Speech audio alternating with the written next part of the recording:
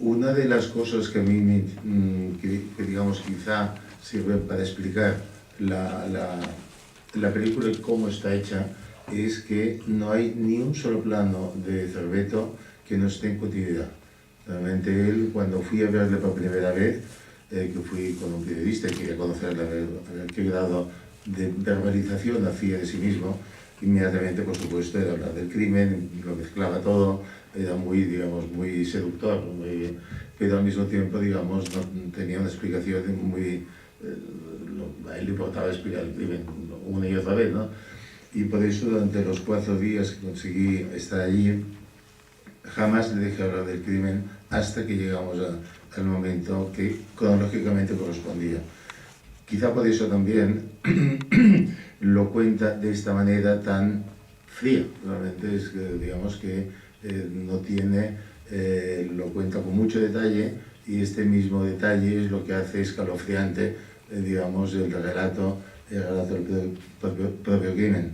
Si ustedes han tenido experiencia de estar en una cárcel como esta, como la cárcel de psicópatas de Huesca, que era tremenda, digamos, en cuanto a delitos, al cabo de muy poco tiempo, digamos, los relatos de estos delitos contados con una cotidianidad son tan escalofriantes como lo que han visto en pantalla. En el año 78, 79, películas como esta, como como El proceso de Burgos, como películas realmente muy...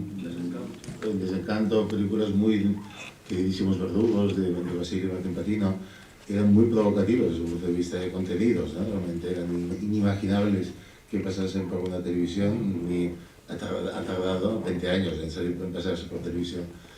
Y hubo una orden ministerial según la cual cualquier película hecha con archivo o con entrevistas era automáticamente considerada no película española.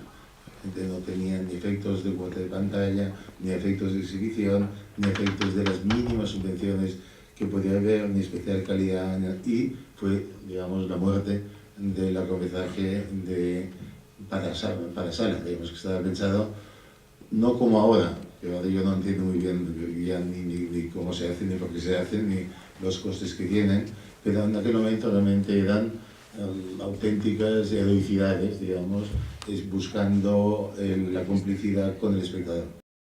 ¿Qué motivación tiene Serveto para colaborar con vosotros?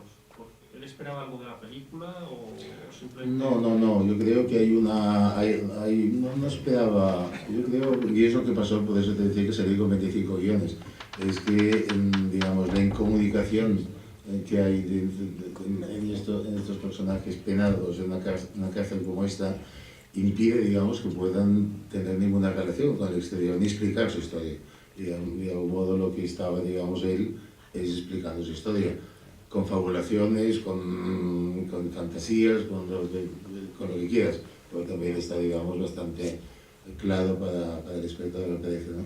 Pero, digamos, era lo que pretendía de eso, es explicar su historia sin intermediarios. Claro, todo lo que pasa en el juicio, en las cárceles, en las prisiones, no tenía esta una cárcel de psicópatas. Iba un médico de medicina general a dar aspirinas, pero no había ningún psiquiatra, no había ningún psicólogo, nadie. Y entonces, bueno, era un disparate, un monumental, lo que era esta cárcel de psicópatas. ¿Usted qué cree? ¿Que él se muestra tal como es en la película o él, al verse delante de las cámaras, actuaba y fantaseaba y tal? ¿Cuál es su opinión de que se mostró tal como era o estaba actuando porque se veían las cámaras? Y no sé si me entiende. Sí, me entiendo perfectamente.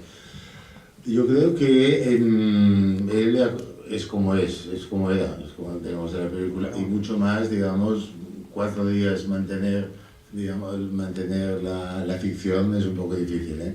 Y luego que además he conocido muy bien a su marido, he conocido muy bien, digamos, todos los testimonios.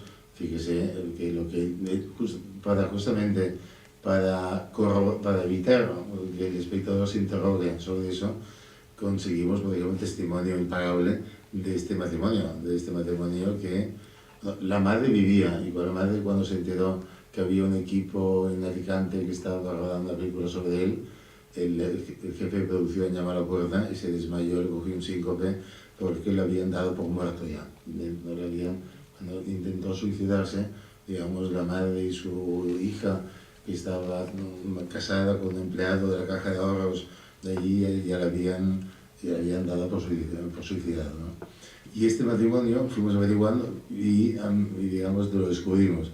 Y entonces, muy lentamente, porque esas cosas decía documental, fuimos introduciendo primero la base del trípode, luego el trípode, luego la cámara, poniendo la cámara, entrando un palmo cada vez más, y porque no querían hablar, claro. Y al final, digamos, pues este plano a dos, digamos, en continuidad, en el que es imparable lo que están contando, justamente para corroborar muchas de las cosas de las que él dice, ¿no? Digamos, no conseguimos más, digamos, pero bueno, yo creo que sí, digamos, está. Otra cosa es que ya no pondría la mano al fuego sobre algunas de las cosas que cuenta, evidentemente. Forma parte también de la ficción realidad que hay dentro de cualquier persona y cualquier película, digamos, forma parte también del telón de fondo, digamos, de la propia narración, ¿no? Quiero agradecerte, Gonzalo, pues tu participación en la Cuenta de Madrid y en este ciclo que organiza la Academia junto con el festival. Y bueno, pues agradecerles a todos ustedes su presencia esta noche aquí. Muchísimas gracias.